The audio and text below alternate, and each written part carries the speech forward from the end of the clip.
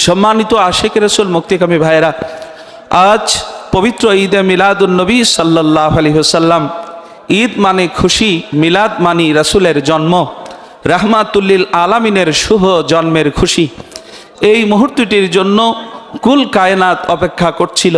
হযরতে ইব্রাহিম আলাইহিস সালাম কাবাঘর নির্মাণ সমাপ্ত করে আল্লাহর কাছে প্রার্থনা করেছিলেন, রব্বানা ওয়াবআস ফীহিম রাসূলাম মিনহুম ইয়াতলু ইলা আখির।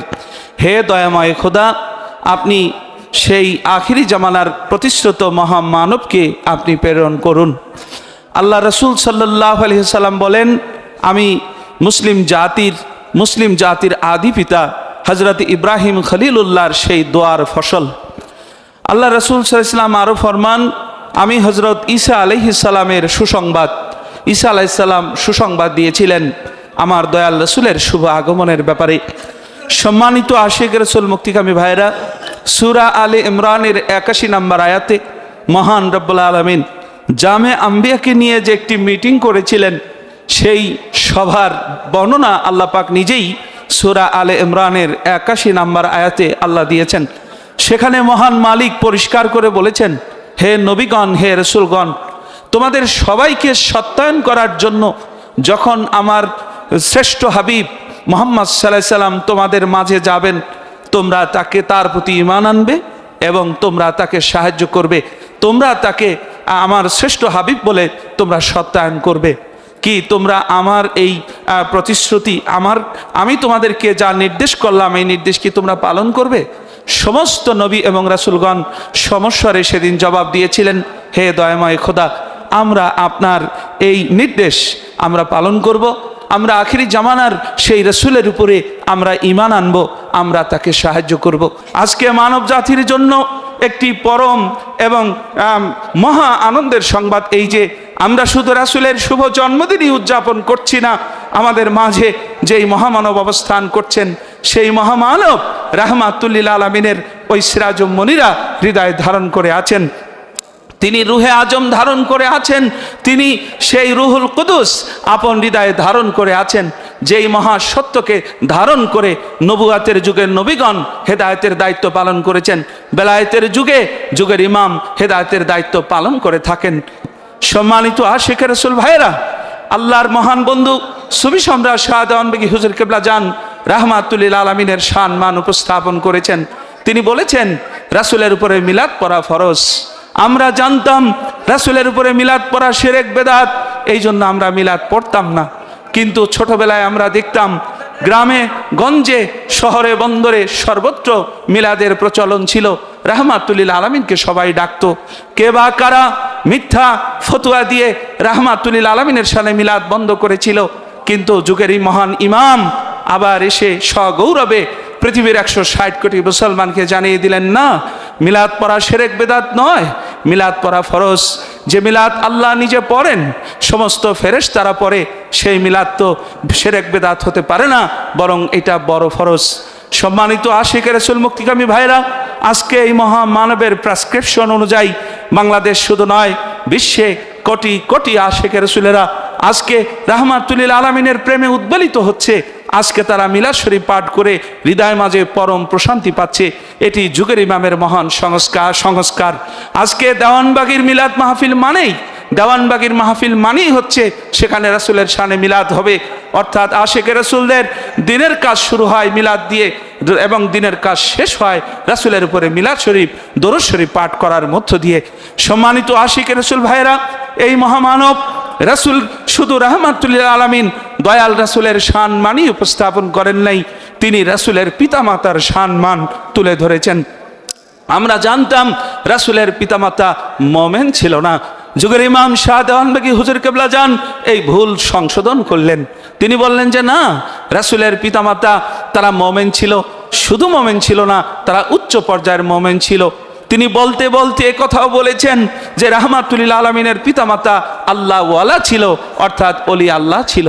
সম্মানিত আশিক রাসূল মুক্তিকামী ভাইয়েরা, তারপরে তিনি বলেছেন রাসূলের পিতামাতার নাম মোবারক সম্মানের সাথে উচ্চারণ করতে হবে।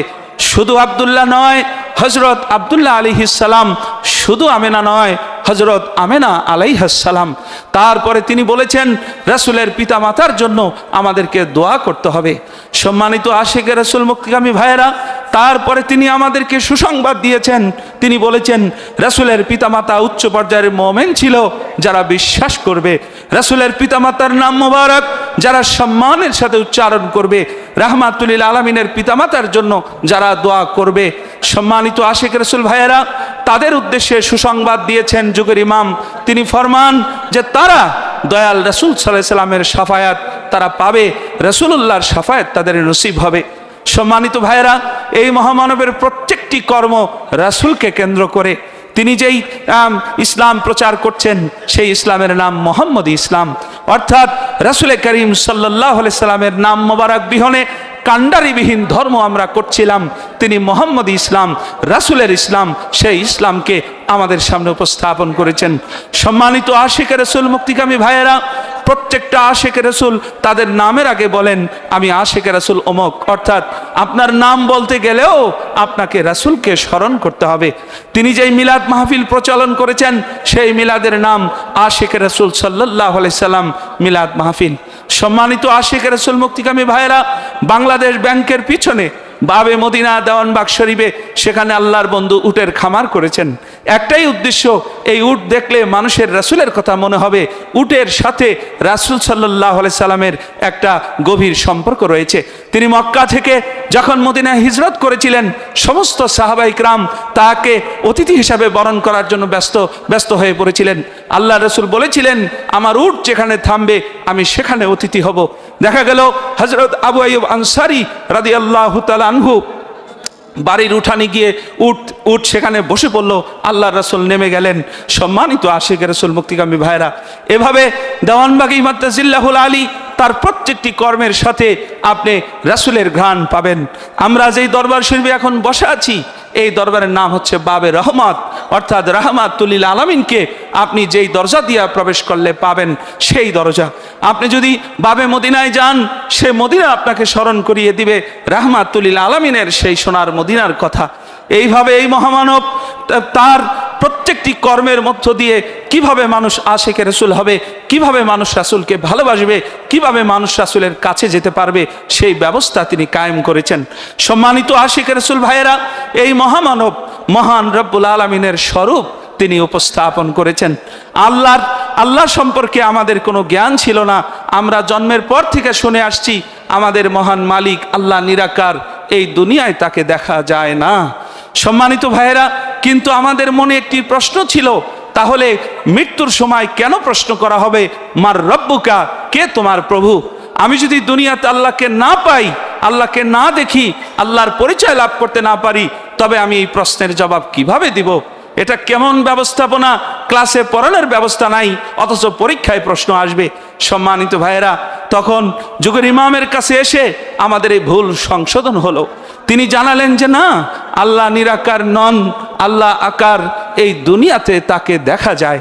তিনি বলেছেন সৃষ্টির নিকৃষ্ট একটি প্রাণী কুকুর, কুকুর যদি তার মনিবকে দেখে, চিনে, জানে, এটা তো কুকুরের কোনো অপরাধ নয়। মানুষ আশরাফুল মাখলুকাত, সে তার মহান মালিক আল্লাহর পরিচয় লাভ করবে, এটাই তো স্বাভাবিক। সম্মানিত ভাইয়েরা, আজকে আল্লাহর স্বরূপ লিখতে গিয়ে তিনি 7 খণ্ড তাফসিরের মহা পরিকল্পনা হাতে নিয়েছেন। যেই পরিকল্পনার অংশ বিশেষের আজকে ইতিহাসের জীবন্ত সাক্ষী হয়ে আপনারাও রয়েছেন। আজকে তাফসিরে সুফি সম্রাট দেওয়ানবাগী 3য় খণ্ড প্রকাশিত হয়েছে।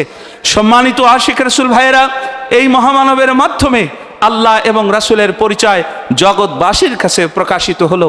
এই মহামানব আমাদের জন্য, জগতের জন্য এক অনন্য রহমত বয়ে এনেছেন।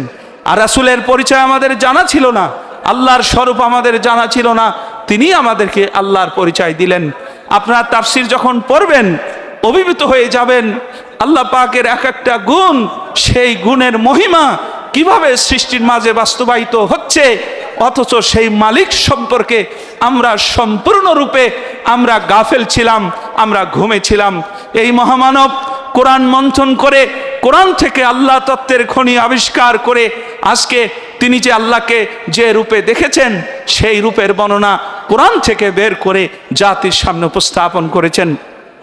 সম্মানিত আশিক রাসূল ভাইয়েরা, আজকে এই বিশ্ব আজকের এই ঈদে মিলাদুন্নবী সাল্লাল্লাহু আলাইহি ওয়াসাল্লাম আশিকে রাসূল সাল্লাল্লাহু আলাইহি ওয়াসাল্লাম সম্মেলনে আমাদেরকে আজকে শপথ নিতে হবে, আমাদেরকে আজকে সিদ্ধান্ত নিতে হবে, যুগের এই মহান ইমামের আগমন বার্তা আমরা মানব জাতির কাছে পৌঁছিয়ে দেব। আজকে তাকে যে আমরা পূর্ণিমার চাঁদে দেখতে পাচ্ছি, এর কারণ কি? বৃক্ষ তোমার নাম কি, ফলে পরিচয়। আমরা আশিকে রাসূলেরা মুখে মুখে কতটুকুনি মানুষের কাছে এই মহামানবের পরিচয় দিতে পারতাম, অথচ আল্লাহ পাক দয়া করেছেন যুগের ইমাম শাহ দেওয়ানবাগীকে আজকে পূর্ণিমার চাঁদে আল্লাহ প্রদর্শন করছেন, যার মধ্য দিয়ে সারা দুনিয়াবাসী আজকে যুগের এই মহান ইমামকে পূর্ণিমার চাঁদে দেখার সৌভাগ্য লাভ করছে। সম্মানিত আশিকে রাসূল ভাইয়েরা, আল্লাহ পাক এর মধ্য দিয়ে তিনি প্রমাণ করালেন যে যিনি আমার পরিচয় প্রকাশ করেছেন, আমি আল্লাহ নিজে তার পরিচয় প্রকাশ করে দিলাম। যিনি আমার সত্য জগৎবাসীর সামনে উপস্থাপন করেছেন, আমি তাকে উপস্থাপন করলাম। শুধু তাই নয়, এর মধ্য দিয়ে আল্লাহ পাক একবিংশ শতাব্দীতে পৃথিবীর 700 কোটি মানুষের কাছে একটি মেসেজ দিয়ে দিয়েছেন যে আমাকে যদি তোমরা পেতে চাও, আমাকে যদি ভালোবাসতে চাও, আমাকে যদি লাভ করতে চাও, আমি যার চেহারা মোবারক পূর্ণিমার চাঁদে প্রদর্শন করছি, সেই মহামানবের কাছে গেলে তোমরা আমাকে পাবে। সম্মানিত আশিক রাসূল ভাইয়েরা, এই মহাসত্য জাতির কাছে পৌঁছিয়ে দেওয়াই আশিক রাসূলদের সর্বশ্রেষ্ঠ ইবাদত। আমরা আল্লাহর পরিচয় সম্বলিত তাফসির পেয়েছি, রাসূলের পরিচয় সম্বলিত সিডি আমরা পেয়েছি।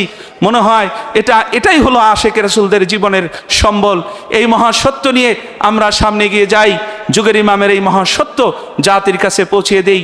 আল্লাহ পাক রব্বুল আলামিন তার বন্ধু রুসিলায় দয়া করে আমাদেরকে সেই তৌফিক এনায়েত করুন।